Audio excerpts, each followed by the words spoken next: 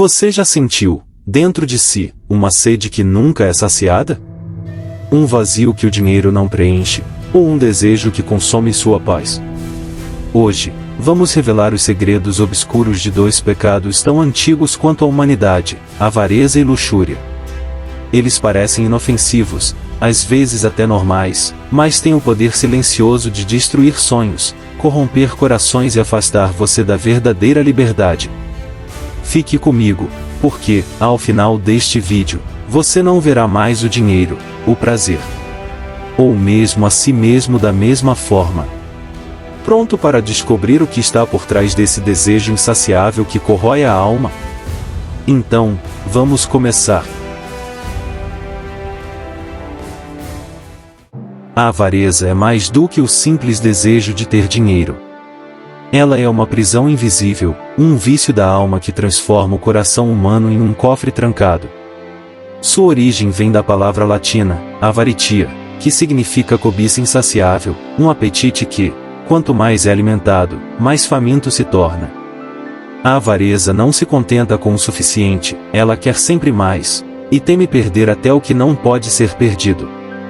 Ela se manifesta de muitas formas. No apego exagerado a bens materiais. Na recusa de ajudar, mesmo quando se pode. No medo constante de perder o que se tem, levando a viver na defensiva, desconfiado de todos. Mas talvez o exemplo mais chocante esteja nas páginas do Novo Testamento, com a história de Ananias e Safira. Eles eram parte da igreja primitiva, um tempo de avivamento e generosidade, onde muitos vendiam seus bens para ajudar os necessitados. Ananias e Safira também venderam uma propriedade. Mas, em vez de entregar todo o valor como haviam prometido a Deus, esconderam parte do dinheiro, fingindo doar tudo. Pedro, guiado pelo Espírito Santo, confrontou Ananias. O que aconteceu com seu coração, para que mentisses ao Espírito Santo, retendo parte do preço do terreno? Naquele instante, Ananias caiu morto. 3 horas depois, Safira entrou, repetindo a mesma mentira, e teve o mesmo destino. Essa história não é sobre a quantia de dinheiro, mas sobre o coração dividido, sobre colocar a segurança nos bens e não em Deus. A avareza deles não foi apenas segurar o dinheiro, foi mentir para o próprio Criador, tentando parecer generosos, quando na verdade eram prisioneiros da cobiça. E o mais assustador: a avareza raramente chega gritando. Ela se infiltra em pequenas decisões, justificadas por frases como, é só para me garantir, ou ninguém precisa saber. E assim, silenciosamente, ela endurece o coração, até o ponto de morte espiritual. A avareza nunca se satisfaz. Quanto mais você tem, mais medo sente de perder. E quanto mais medo sente, mais se afasta de Deus. A Bíblia é clara. O amor ao dinheiro é a raiz de todos os males, 1 Timóteo 6,10. Note que não é o dinheiro em si, mas o amor a ele que corrói a alma. O avarento perde a alegria de viver, porque tudo se torna cálculo, lucro, vantagem. Não estamos dizendo que o empresário seja um monstro. Só que não vale tudo para ter algo. Ele se isola, perde amigos, perde a paz e até a eternidade. É como alguém que, para proteger um cofre cheio, deixa o próprio coração trancado lá dentro, morrendo sufocado. Mas existe algo ainda mais perigoso. Quando a avareza domina, ela nunca vem sozinha. Esse apego aos bens terrenos costuma abrir a porta para outro inimigo, tão mortal quanto sedutor, a luxúria. Afinal, quando o coração busca segurança e prazer fora de Deus, ele alterna entre dois extremos. Guardar tudo por medo de perder.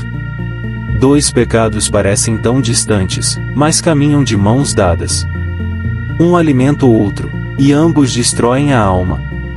E se você acha que a luxúria é apenas sobre atração física, está prestes a descobrir um lado muito mais profundo e obscuro deste pecado. A luxúria é um fogo que começa pequeno, mas, se alimentado, consome tudo. Ela não se limita ao corpo. É um desejo desordenado que invade a mente, distorce a alma e transforma pessoas em objetos de consumo. Sua origem vem do latim, luxúria, que significa excesso. Não é apenas o ato físico, é a busca compulsiva por prazer, sem limites, sem respeito, sem amor verdadeiro. Ela promete saciar, mas deixa um vazio ainda maior. O apóstolo Paulo advertiu: fugir da imoralidade sexual. Qualquer outro pecado que uma pessoa comete é fora do corpo, mas quem peca sexualmente, peca contra o próprio corpo. 1 Coríntios 6,18. E talvez a história mais marcante sobre luxúria esteja na vida do rei Davi. Um homem segundo o coração de Deus, até o dia em que, de seu terraço, viu Batseba se banhando. A atração se transformou em desejo. O desejo virou obsessão. E a obsessão o levou ao adultério, e para encobrir o pecado, ao assassinato do marido dela, Urias. O que começou com um olhar, terminou com lágrimas, morte e vergonha. Assim age a luxúria, ela entra pelos olhos, se instala na imaginação e, se não for detida, escraviza o coração. Mas o mais perigoso é que, no mundo de hoje, ela não se esconde mais. Está nas propagandas, nas músicas, nas telas, sendo vendida como liberdade e autenticidade. E, assim como a avareza, a luxúria finge ser algo bom, até que seja tarde demais. A luxúria não destrói apenas o corpo, ela desfigura a alma. Cada vez que o desejo toma o lugar do amor, a dignidade humana é trocada por momentos passageiros de prazer. Ela rompe lares, quebra alianças, transforma amizades em traições. Causa vícios que aprisionam a mente, afastam a presença de Deus e corroem a autoestima. Quantas pessoas, em busca de satisfação imediata, acordaram depois com um vazio insuportável, arrependimento e vergonha? O rei Davi é prova viva disso. O seu pecado com Batseba não terminou no adultério, trouxe morte para Urias, sofrimento para sua família e uma ferida que o perseguiu por anos. Nas cartas do apóstolo Paulo, a advertência é clara e direta. Fugir da imoralidade sexual, 1 Coríntios 6,18. Mortificai os desejos terrenos, imoralidade, impureza, paixão e cobiça, Colossenses 3,5. Paulo não diz, enfrentem ou negociem com esses desejos, ele diz fujam. Porque, assim como o fogo, a luxúria só cresce quando é alimentada. Vencer a luxúria não é apagar um desejo legítimo do ser humano, mas colocá-lo no lugar certo, sob o domínio de Deus. O corpo precisa aprender que não é senhor da alma. Pequenas renúncias diárias fortalecem a vontade para resistir às grandes tentações. O que entra pelos olhos e ouvidos molda os pensamentos. É preciso filtrar conteúdos, vigiar conversas e alimentar a mente com aquilo que edifica. Quanto mais próximos de Deus, mais fraco se torna o poder da tentação. A presença dele não deixa espaço para que o desejo desordenado cresça. A pureza não é ingenuidade, é força. É a decisão consciente de viver de forma limpa diante de Deus e dos homens, mesmo em um mundo que celebra a imoralidade. A avareza e a luxúria são como duas correntes que, de lados opostos, puxam a alma para longe de Deus. Uma prende pelo medo de perder, a outra pelo desejo de ter. Mas ambas podem ser quebradas quando o coração encontra sua verdadeira satisfação em aquele que é a fonte de toda a riqueza e prazer eternos. E a pergunta que fica é: o que governa seus pensamentos e decisões, o amor de Deus ou a fome insaciável por aquilo que nunca poderá preencher a sua alma? Acredito que enquanto ouvia essas palavras, você tenha percebido. A avareza sussurra nos cantos da sua mente. A luxúria bate à porta do seu coração.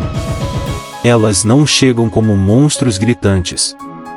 Chegam como amigos sedutores, oferecendo segurança, prazer e liberdade. Mas quando você percebe, já está com as correntes presas nos pés. Ananias e Safira acreditaram que poderiam enganar a Deus. Davi pensou que poderia esconder seu pecado. Ambos descobriram, tarde demais, que nada fica oculto diante daquele que sonda os corações. A pergunta agora não é se essas forças estão tentando entrar na sua vida. A pergunta é: Quanto já deixamos que elas entrem? Se hoje você percebe que está lutando contra essas correntes, saiba que não está sozinho.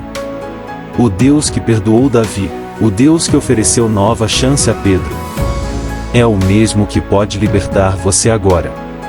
Mas lembre-se, a porta para a liberdade se abre por dentro.